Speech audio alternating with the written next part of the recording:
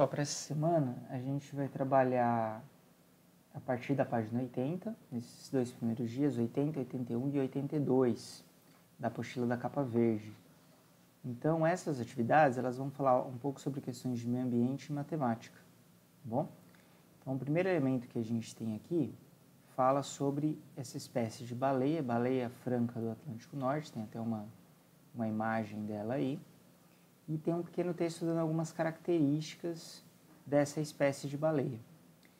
A característica que a gente chama atenção aqui, ó, é que ela pesa mais de 70 toneladas. O que isso significa? Se você olhar essa tabela, eu vou até marcar aqui para você, ó, essa tabela aqui, ó, você tem aqui o que a gente chama de conversão, né?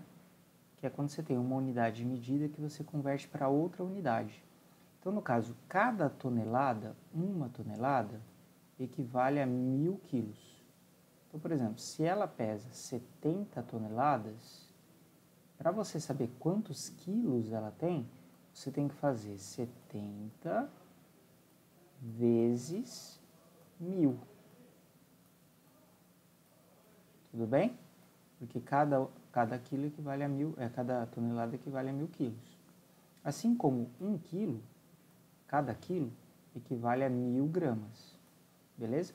Então você tem algumas características e aí a gente tem dois problemas matemáticos relacionados a isso. Um para você calcular o peso dela em quilos, eu já dei a dica de como fazer, e também pensando numa outra espécie que pesasse 55 toneladas, você vai ter que calcular também o peso dela em quilos, tá bom?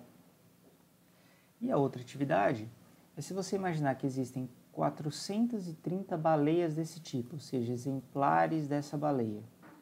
E aí pensando que daqui 10 anos, em 2030, nesse período, nasceram 40 filhotes e morreram 112 baleias, né? Então, se nasceram, você acrescenta dessa população mais 40. E se morreram, você diminui dessa população menos 112. Então, pensando nessas duas situações, o nascimento e as mortes, você vai falar quanto que vai ficar essa população daqui a 10 anos. Tudo bem? A outra informação aí no final da página 81 é sobre o tigre do sul da China, que tem também algumas características dessa espécie que inclusive está ameaçada de extinção. O primeiro problema sobre ele é você identificar aqui uma informação do texto, né? Desde 1970, esse animal não é visto em seu habitat, ou seja, no seu local normal, natural de existência, né? Significa que então há quantos anos que não se vê esse animal no seu habitat? Então veja bem, nós estamos em 2020, ele não é visto desde 1970.